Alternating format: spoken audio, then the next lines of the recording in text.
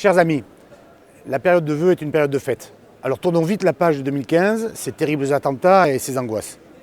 Vive 2016, une année s'ouvre où tout est à construire. Voilà, l'année 2015 a été difficile pour chacune et chacun d'entre nous.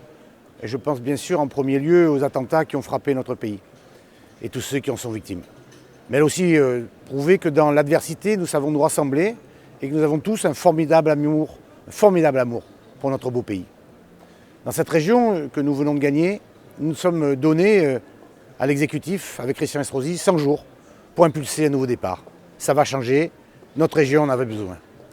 Nous nous consacrons à notre mission première, le redressement économique de nos territoires, en commençant par réduire les frais de fonctionnement. Et ce sont 5 millions d'euros de fonctionnement qui ont d'ores et déjà été dégagés. Sur le front de l'emploi, nous avons pris l'engagement de permettre la formation professionnelle de 50 000 jeunes et combler les 25 000 offres d'emploi non pourvues. D'autre part, la baisse de la dotation de l'État de 33 millions d'euros nous enjoint de nous tourner vers l'Union européenne pour obtenir les financements nécessaires. Député européen, je suis convaincu que l'Europe est un incroyable multiplicateur de puissance mondiale pour notre région comme pour notre pays, si on sait s'en servir.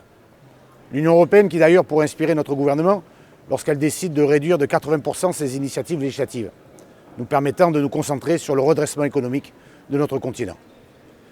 L'Union européenne où en 2015 j'ai pu dessiner le futur des drones européens et promouvoir ainsi le savoir-faire des start-up de notre région en la matière.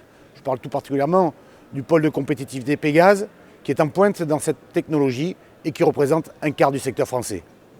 L'Union européenne où dès le mois de janvier, nous avons voté la réforme portuaire qui protège les intérêts des ports français et dans notre région, que ce soit à Toulon, Nice, Marseille ou Fos, mais ces ports français qui sont ainsi, peuvent sauvegarder les activités de l'amanage, de remorquage, de dragage ou encore de pilotage. Voilà, l'Union européenne est utile si on sait s'en servir.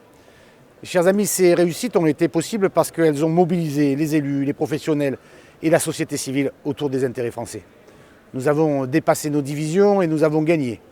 Preuve en est que rassemblés, refusant le défaitisme distillé par tous ceux qui refusent de voir qu'on doit être plus grand, plus large, et nous développer en respectant nos territoires, notre nation et bien sûr notre pays et notre drapeau, eh bien c'est ainsi que nous l'emportons.